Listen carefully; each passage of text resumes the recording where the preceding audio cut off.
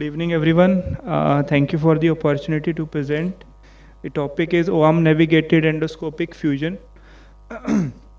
So the biomechanics have always favored the respect to anatomy and saving the posterior tension band.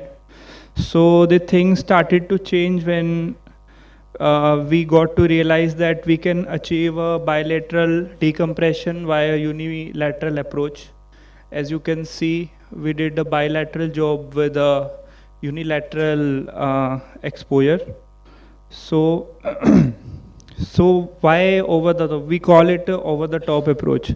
So why over the top? So we get to have a better superior functional outcome and lesser blood loss and lesser reoperation rate with lesser chances of AST.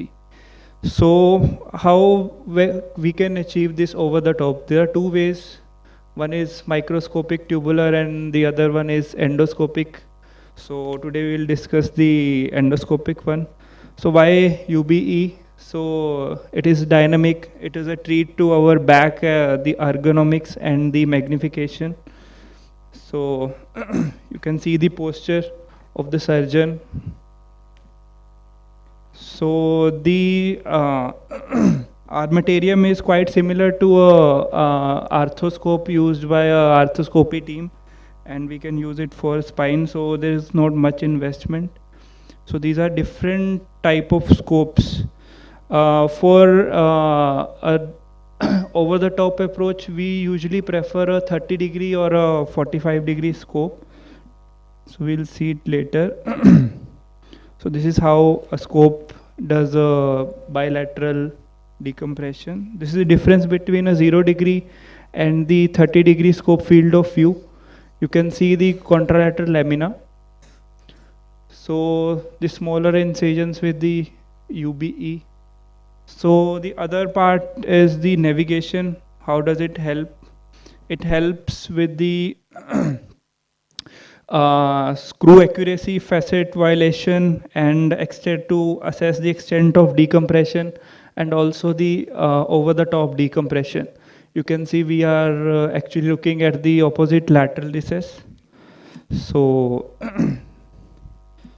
so this is the literature supported rate of screw accuracy with OAM. So we included for 24 patients with lumbar degenerative disorders with less than grade 3 deformity, listhesis, and 98 pedicle screws were inserted. So clinical and functional outcomes were calculated, and the most common level was L4-5.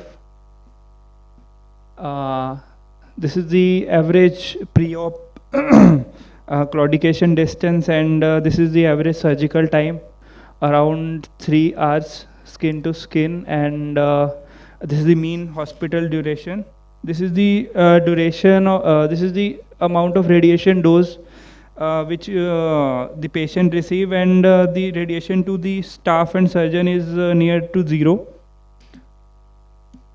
So functional outcome, we could achieve a reasonable reduction in the VAS score for limb and back, and as well as the ODI score. So this was the mean dural expansion we could achieve by the over the top decompression. So the mean lumbar lordosis correction was around 4.5 degree, and the accuracy we could achieve 95% for a non-critical breach and 100% for critical breach. Facet violation was around 90 facet was safe in 95% patients. This is a case, grade 2 listhesis. So these were the pelvis was retroverted, pelvic imbalance was there, globally balanced spine. So these were the portals, the steps of laminectomy and the cage insertion. You can see the root. Cage size was confirmed under OAM. These are the MIS screw. The same incision was used for scope, and the same is used for the screws. So this is the post-op picture. We could achieve a 1 degree reduction. So these are the pelvic parameters.